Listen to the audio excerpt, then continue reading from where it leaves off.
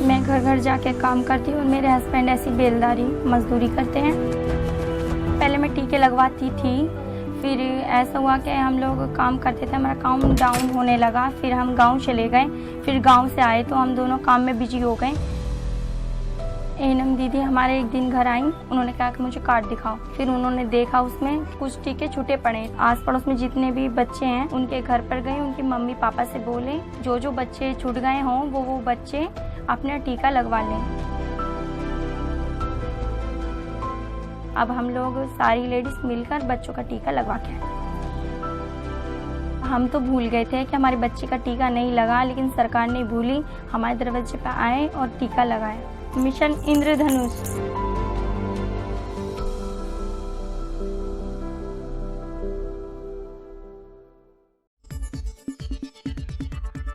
आपली माणसं आपला देश, पाहत रहा जनादेश। श्रावणी सोमवार निमित्त कोपिनेश्वर मंदिरात एकच गर्दी। आज श्रावणातील पहिला सोमवार सकाळपासूनच ठाणे शहरातील विविध शंकर मंदिरात भाविकांनी लाडक्या शिवशंकराचे दर्शन घेण्यासाठी एकच गर्दी केली होती। प्राचीन अशा कोपिनेश्वर मंदिर ट्रस्टच्या कोपिनेश्वर मंदिरात आज सकाळपासून भाविकांनी दर्शनासाठी एकच गर्दी केली होती। दर्शनासाठी यावेळी भाविकांच्या लांबच लांब रांगा लागल्या होत्या। मंदिर परिसर फुलांनी सजविले होते। यावेळी भक्तिमय वातावरण तयार झाले होते। ब्युरो रिपोर्ट, जनादेश। आपली माणसं आपला देश, पाहत रहा जनादेश। वयाच्या अवघ्या 9व्या वर्षी आयुष्यातील अजून एक मानाचा तुरा रोवला गेला जगातील सर्वात उंच एका शिखरावर। जगातील सर्वात उंच शिखर म्हटलं तर आठवतो तो म्हणजे माउंट एव्हरेस्ट। पण एव्हरेस्ट हा हिमालयाच्या पर्वतरांगेतील एक उंच शिखर आहे आणि जगातील सर्वात उंच शिखर स्टँड अलोन माउंटन म्हणून आहे, जो दक्षिण आफ्रिकेतील टांझानिया येथील माउंट किलोमांजारो, ज्याची उंची समुद्र सपाटीपासून 5895 मीटर इतकी आहे। तिने हा ट्रेकिंग मरांगू गेट, मंदारा हट, होरोम्बो हट, किबो हट, गिलमन्स, उहुरू शिखर मार्गे केला आहे। हा मार्ग ट्रेकर्सला क्लासिक किलिमांजारो गिर्यारोहणाचा अनुभव प्रदान करतो।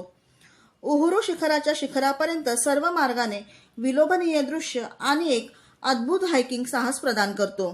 महाराष्ट्राची हिरकणी म्हणून ओळख असलेली कुमारी गृहीता सचिन विचारे हिने 15 ऑगस्ट 2023 रोजी म्हणजेच भारताच्या स्वातंत्र्य दिनी भारताचा तिरंगा ह्याच माउंट किलोमांजारो वरून फडकावत भारताचं नाव मोठं केलं आहे। मला किलिमांजारो सर केल्याबद्दल खूप बरं वाटतंय आणि मला खूप असं म्हणजे असं खूप मस्त वाटतंय की मी ते पूर्ण केलंय ट्रेक।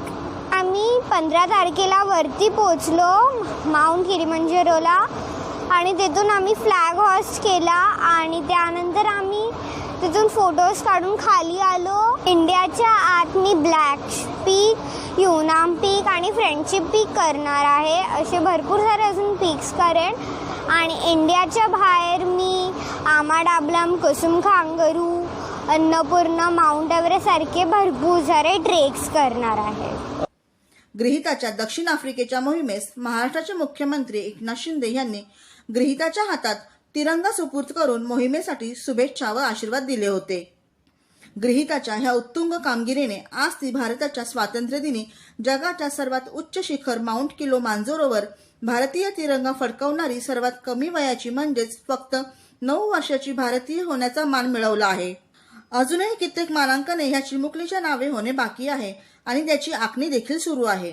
तोवर सर्वांच्या आदर्शरूपी शुभेच्छांचा वर्षाव गृहीताच्या पाठीशी कायम राहो। ब्युरो रिपोर्ट, जनादेश। आपली माणसं आपला देश, पाहत रहा जनादेश। कर्जबाजारी झाला आणि अट्टल बाईक चोर बनला। प्रेम माणसाला आंधळं बनवतं ऐकलं असेल, मात्र हेच प्रेम अट्टल चोरही बनवत असल्याचं एक उदाहरण ठाण्यात समोर आलं। मुरबाड तालुक्यातील दुर्गम भागातील टोकावडे इथला 32 वर्षीय युवक गणेश माने याचे एका तरुणीवर प्रेम होते. प्रेमात आखंड बुडालेल्या गणेशने प्रेयसीवर प्रचंड पैसे खर्च केले. त्यामुळे तो कर्जबाजारी झाला. आता हे कर्ज फिटवायचं कसं याचा विचार करत असतानाच त्याने बाईक चोरी करण्यास सुरुवात केली. ठाणे शहर आणि आसपासच्या भागात तो बाईक चोरायचा आणि मुरबाडमधल्या ग्रामीण भागातील नागरिकांना नंबर प्लेट बदलून स्वस्तात विकायचा. हे आरोपी मोटरसायकल चोरून मुरबाड परिसरातील जे गावातील बांधव आहेत, ग्रामस्थ आहेत, त्यांना कमी किमतीमध्ये या मोटरसायकल विकत होते आणि त्या मोटरसायकल विकून आलेला पैसा ते स्वतःसाठी वापरत होते. या आरोपींना ताब्यात घेतले, पोलीस कोठडीमध्ये आहेत सध्या. लवकरच त्यांना कोर्टात पुढील कारवाईसाठी प्रोड्यूस करण्यात येईल. यातून त्याचे कर्ज फिटले, मात्र त्याला पैशांचा हव्यास सुटला आणि तो बाईक चोरी करतच सुटला. या आरोपींना विचारणा केली असता 32 वर्षीय आरोपींना सांगितलं त्याची एक मैत्रीण होती, त्या मैत्रिणीकरता त्याचा खर्च झाला. तिला खर्च करण्यासाठी त्यानं काही कर्ज झालेलं होतं. ते कर्ज फेडण्यासाठी त्याने मोटरसायकल चोरी करायला सुरुवात केली आणि विक्रीला. त्याच्यातून कर्ज फिटलं, मात्र हे पैशाची हाव आहे, त्या पैशाच्या लालसेपोटी तो अजूनही चोऱ्या करत राहिला आणि ते पैसे मिळवत राहिला. इतका की संपूर्ण ठाणे जिल्ह्यात ठाणे, कल्याण, डोंबिवली, भिवंडी, बदलापूर अशा ठिकठिकाणी त्याने बाईक चोरून त्या मुरबाडच्या ग्रामीण भागात विकल्या. कळवा रुग्णालयातील एक बाईक चोरीचा तपास करताना पोलिसांना सीसीटीव्हीमध्ये हा तरुण दिसून आला. त्याचा मागोवा घेत पोलिसांनी थेट टोकावडे गाठलं आणि या अट्टल बाईक चोराला बेड्या ठोकल्या. त्याच्याकडून 15 चोरी केलेल्या बाईक्स जप्त करण्यात आल्या असून त्याच्या साथीदाराला सुद्धा पोलिसांनी अटक केली आहे. ब्युरो रिपोर्ट, जनादेश. आपली माणसं, आपला देश, पाहत रहा जनादेश. सर्व नागरिकांना आवाहन करण्यात येत आहे की सध्या डासांमार्फत पसरणाऱ्या डेंग्यू या आजाराचा प्रसार रोखण्यासाठी प्रत्येकाने पुढील प्रमाणे कार्यवाही करावी. डेंग्यू आजार एडिस इजिप्टी हा डास चावल्याने होतो. या डासांची पैदास साचलेल्या किंवा साचवलेल्या स्वच्छ पाण्यामध्ये होते.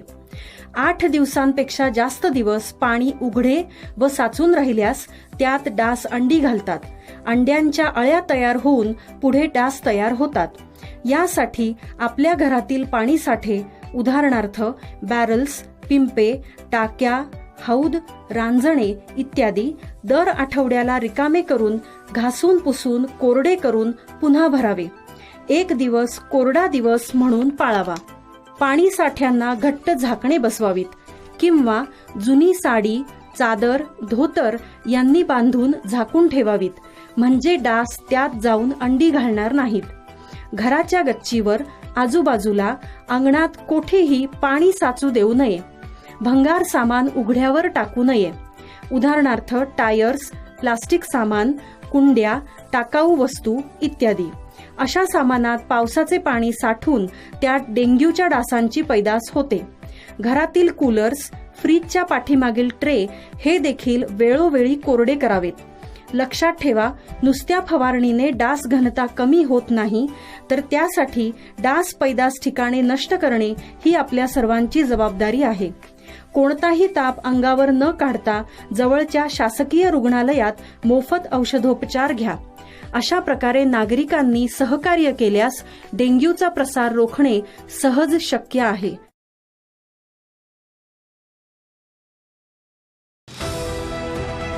TJSB सौर शक्ती कर्ज, गो ग्रीन, करा वीज बिलावर बचत. आकर्षक व्याजदर, 84 महिने परतफेड कालावधी, 80% लोन, व्यावसायिक आणि उद्योजकांकरता सुद्धा. अधिक माहितीसाठी तुमच्या जवळच्या शाखेला भेट द्या किंवा संपर्क साधा. 1800-223-466 आणि 1800-266-3466.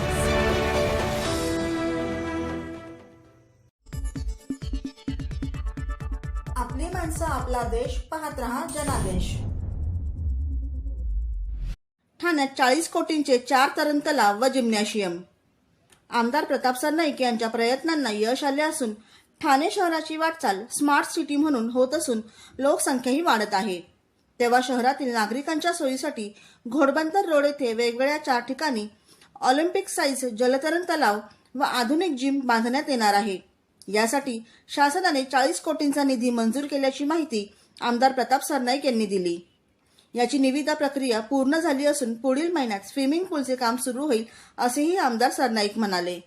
ठाणे शहरामध्ये कळवा, कोपरी व वर्तकनगर या भागामध्येच नागरिकांच्या सोयीसाठी ऑलिम्पिक साईज तरण तलाव व आधुनिक जिम बांधण्यात आले आहेत. वर्तकनगर येथे आमदार सरनाईक यांच्या प्रयत्नांनी एक स्विमिंग पूल आहे, पण शहराच्या इतर भागात नागरिकांना त्यांच्या जवळच आपापल्या भागात सरकारचे स्विमिंग पूल असावेत अशी मागणी आमदार प्रताप सरनाईक यांनी सरकारकडे केली होती. त्याला राज्य सरकारने मंजुरी दिली आहे. घोडबंदर रोड येथे 4 स्विमिंग पूल बांधण्यासाठी शासन निर्णय प्रसिद्ध झाला असून प्रत्येकी 10 कोटी असे 4 स्विमिंग पूल बांधण्यासाठी एकूण 40 कोटी रुपये निधी मंजुरीचा शासन निर्णय प्रसिद्ध झाला आहे. या प्रकल्प खर्चाचा 75% हिस्सा राज्य शासनाचा व 25% हिस्सा महापालिकेचा राहणार आहे. राज्य सरकारकडून 4 स्विमिंग पूलसाठी एकूण 20 कोटीचा निधी पहिल्या टप्प्यात ठाणे महापालिकेला मंजूर करण्यात आला आहे. ब्युरो रिपोर्ट, जनादेश. आपली माणसं, आपला देश. पाहत रहा जनादेश. मुलांशी वाद झाला तरी चालेल, पण संवाद पाहिजे. माजी प्राध्यापिका मेघना मेहेंदळे यांचे प्रांजळ मत. मुलांना मोकळे सोडा. मुलांशी वाद झाला तरी चालेल, पण संवाद पाहिजे. मुलांवर शिस्तीचा ताण नको. पालक हा मुलांचा दोस्त पाहिजे. पालकांनी आपल्या आकांक्षा त्यांच्यावर लादू नये असे प्रांजळ मत ज्ञानसाधना महाविद्यालयाच्या अर्थशास्त्राच्या माजी प्राध्यापिका मेघना मेहेंदळे यांनी व्यक्त केले. प्राध्यापिका मेहेंदळे यांच्या 76व्या वाढदिवसानिमित्त महाविद्यालयाच्या माजी विद्यार्थ्यांनी आयोजित केलेल्या सोहळ्यात त्या बोलत होत्या. ज्ञानसाधना महाविद्यालयाजवळ असलेल्या दादा कोंडके सभागृहात हा सोहळा आयोजित करण्यात आला होता. यावेळी बोलताना प्राध्यापिका मेघना मेहेंदळे म्हणाल्या, देशात सध्या मुलांसाठी वातावरण चांगले नाही. अशा वेळी त्यांच्या मनात कोणत्याही गोष्टीची भीती न घालता मुठी वळवत लढण्यासाठी प्रोत्साहित केले पाहिजे. स्त्रीची ताकद खूप मोठी असते. ती एकाच वेळी विविध रूपात आपल्याला भेटत असते. ज्ञानसाधना महाविद्यालय ही आम्हा शिक्षकांसाठी प्रयोगशाळा होती आहे. जुने माजी विद्यार्थी वयाने वाढले आहेत, पण त्यांचे चेहरे तसेच आहेत. वय जसे वाढत चालले तसे महाविद्यालयाची आणि माजी विद्यार्थी यांची आठवण येते. ज्ञानसाधना महाविद्यालयाचे पहिले प्राचार्य श्याम फडके. त्यांनी सुरुवातीला एक दांडगा वर्ग मला दिला. त्या वर्गाला तू बदलून दाखव. वर्षाच्या शेवटी यातून चांगले काही निर्माण कर असे सांगितले. एकदा त्या वर्गात गेले. एक मुलगा पान खाऊन आला. तो नेहमी पान खाऊन वर्गात यायचा अशी माहिती मला मिळाली होती. त्याच्याशी संवाद साधताना जवळ पानाचे दुकान कुठे आहे, मलाही दररोज एक पान घेऊन ये, आपण खात जाऊ असे सांगितले. माझे अनपेक्षित बोलले त्याच्या मनावर परिणाम करणारे ठरले आणि त्याने पान खाऊन वर्गात येणं बंद केले, अशी आठवण मेहेंदळे यांनी सांगितली. मला हे खूप मोठं सरप्राईज होतं. माझे सगळे माजी विद्यार्थी म्हणजे वेगवेगळ्या बॅचचे, अगदी 84 पासूनचे ते 92-94 पर्यंत सगळे जेवढे म्हणून माझे विद्यार्थी होते ते सगळे एकत्र आले आणि त्यांनी हा कार्यक्रम केला. मला फार मोठा आनंद या कार्यक्रमातून मिळालाय. तर हा अगदीच अचानक केलेला असलेला कार्यक्रम सुद्धा मला खूप आनंद देऊन गेला आणि मला असं वाटलं की मी एकटी नाही, माझे खूप या ठिकाणी सगळे विद्यार्थी आहेत की जे अजूनही माझेच आहेत. त्यांचं माझ्याशी अजूनही तसंच नातं आहे. त्यांना अजूनही मला लक्षात ठेवलंय. या कार्यक्रमाने आज मला खूप मोठा अमोल ठेवा दिलेला आहे. सोहळ्याच्या आधी सीमा कोंडे आणि महेंद्र कोंडे यांनी तयार केलेली मेघना मेहेंदळे यांचा जीवनपट उलगडून दाखविणारी चित्रफित दाखविण्यात आली. यावेळी मोहनीश कळसकर, सुनीता कदम सूर्यवंशी यांनी मराठी हिंदी गीते सादर करून कार्यक्रमात बहर आणला. ब्युरो रिपोर्ट, जनादेश.